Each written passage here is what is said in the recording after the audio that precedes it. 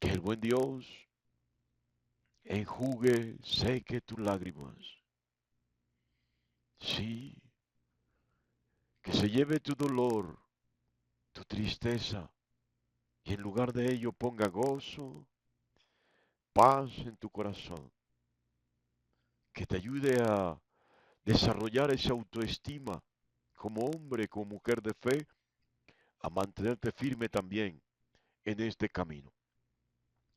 Estamos en el libro de Hechos de los Apóstoles, vamos a leer a partir del versículo 23, tomando el versículo 30 del capítulo 22, la palabra de Dios dice así: al día siguiente, queriendo saber de cierto la causa por la cual le acusaban los judíos, le soltó las cadenas y mandó venir a los principales sacerdotes y a todo el concilio, y sacando a Pablo, le presentó ante ellos.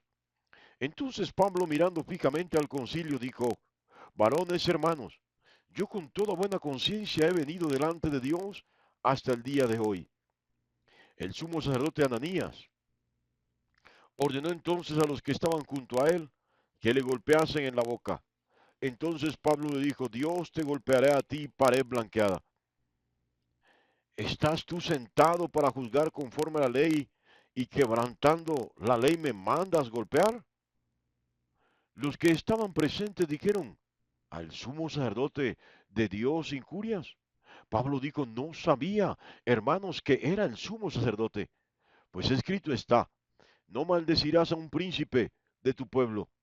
Entonces Pablo, notando que una parte era de saduceos o saduceos y otra de fariseos, alzó la voz en el concilio: varones hermanos, yo soy fariseo, hijo de fariseo. Acerca de la esperanza y de la resurrección de los muertos se me juzga. Cuando dijo esto, se produjo disensión entre fariseos y los saduceos, y la asamblea se dividió. Porque los saduceos dicen que no hay resurrección, ni ángel ni espíritu, pero los fariseos afirman estas cosas. Y hubo un gran vocerío, y levantándose los escribas de la parte de los fariseos, contendían diciendo: ningún mal hallamos en este hombre, que si un espíritu le ha hablado, o un ángel, no resistiremos a Dios.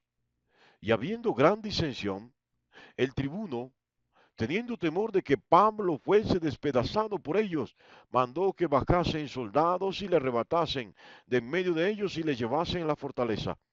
A la noche siguiente se le presentó el Señor y le dijo: ten ánimo, Pablo, pues como has testificado de mí en Jerusalén, es necesario que testifiques también en Roma.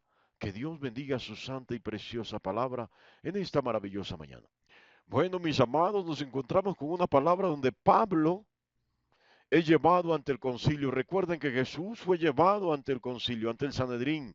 Recuerden que Pedro y Juan fueron llevados hasta delante de este Sanedrín. Pero bueno, ya han transcurrido varios años. Ya no es Anás y Caifás, no son los sumos sacerdotes. Ahora hay un nuevo sumo sacerdote, al cual parece que Pablo no conocía de manera personal. Se llama Ananías.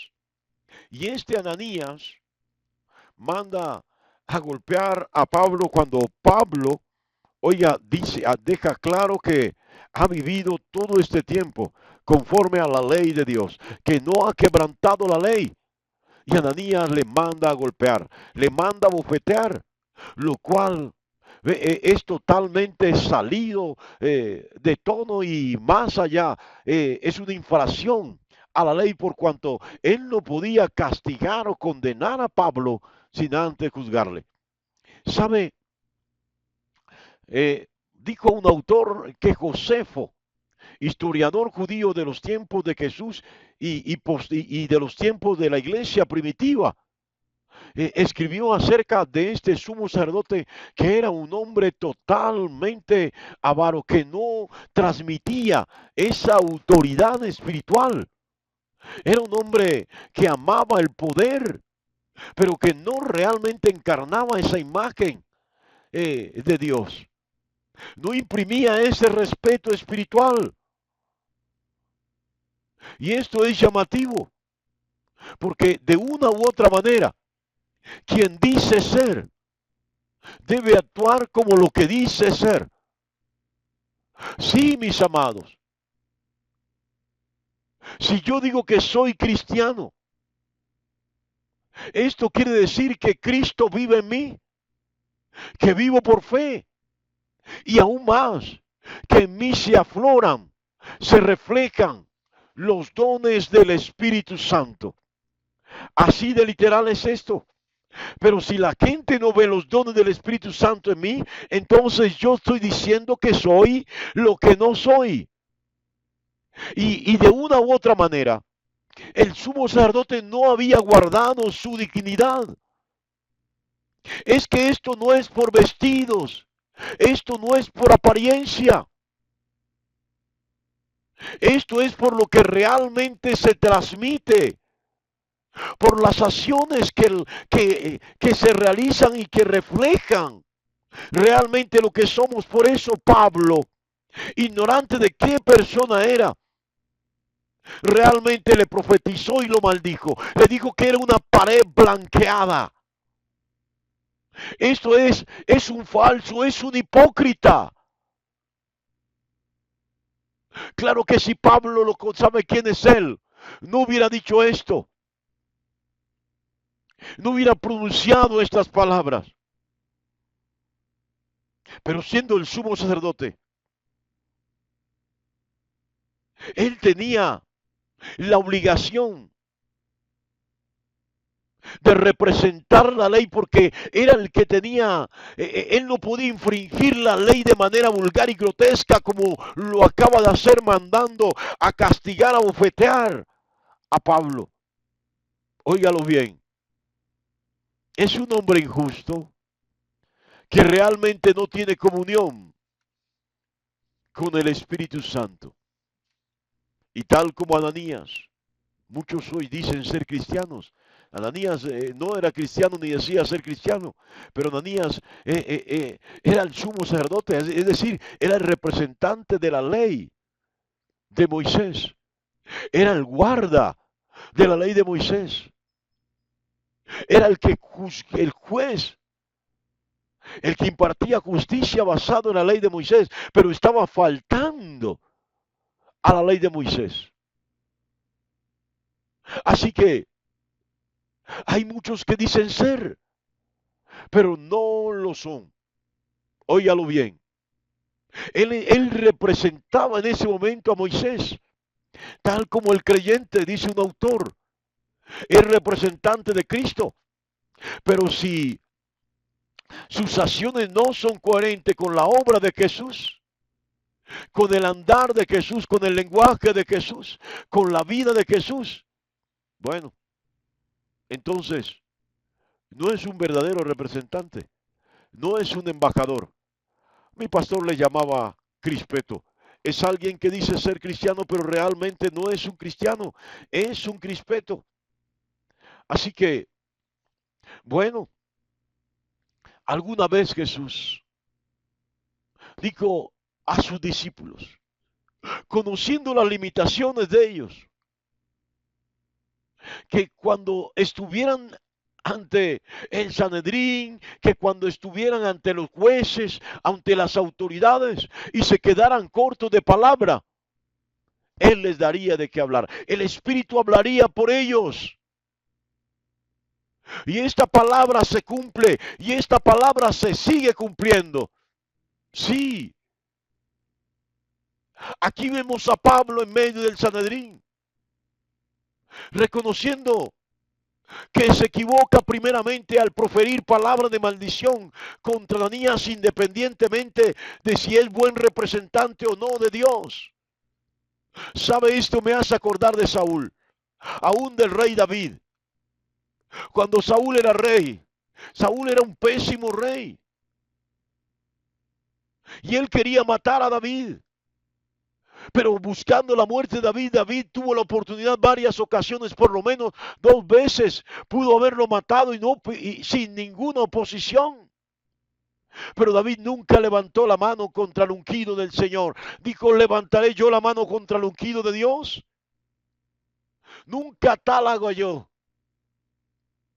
Sí, así que Pablo reconoce su falta. He levantado mi voz contra aquel que Dios ha elegido independientemente si es buen representante o no de Dios. Tenga mucho cuidado. Y se lo voy a decir literalmente cuando hable mal de mí. Sí, tenga mucho cuidado cuando hable mal de un verdadero siervo de Dios. De alguien que Dios ha escogido, sea bueno o sea malo también, tenga mucho cuidado. Porque si es bueno, gloria a Dios, y si es malo, Dios será quien lo juzgue. No es usted ni yo quien le juzguemos. Óigalo bien. Así que Pablo, usando de esa sabiduría que suele dar el Espíritu Santo cuando más lo necesitamos, oh, haciendo uso también de su perspicacia. Recuerde que cuando lo iban a azotar, dijo, oh, soy romano. No me pueden hacer esto. Recuerde que cuando estuvo en medio del pueblo judío, dijo, yo soy judío, soy uno como ustedes. Recuerden que cuando estuvo en Atenas, dijo, oh, yo también soy griego.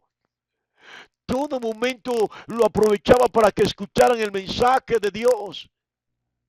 Ahora saca a relucir su vieja identidad religiosa. Pablo era fariseo. En este momento realmente ya dista del fariseísmo, porque ha conocido a Jesús.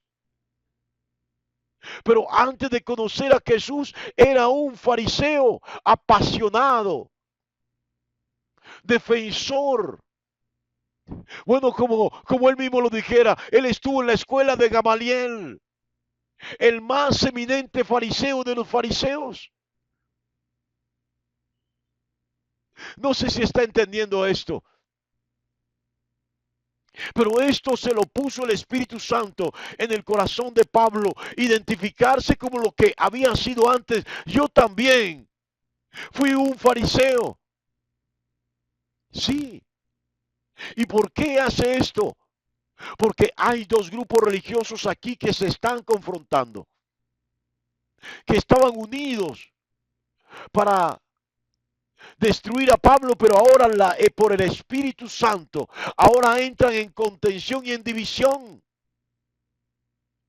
Óigalo bien, porque los saduceos no aceptan la resurrección, no creen en los ángeles,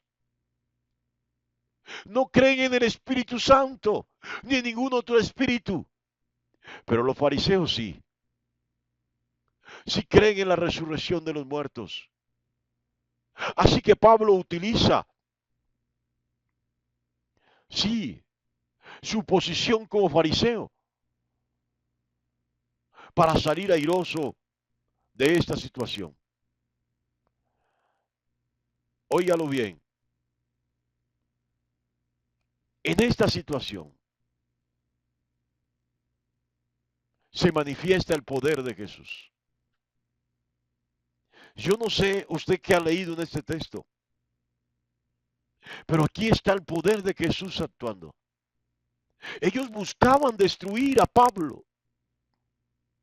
Los poderosos de Israel, de Jerusalén, la sentencia ya estaba preconcebida. Este hombre es digno de muerte. Lo que se venía pidiendo era muerte para Pablo, y cuando es llevado al juicio, lo que sucede es que Jesús rompe otra vez con la estructura de estos grupos, como cuando murió en el madero de la cruz, rompió el velo.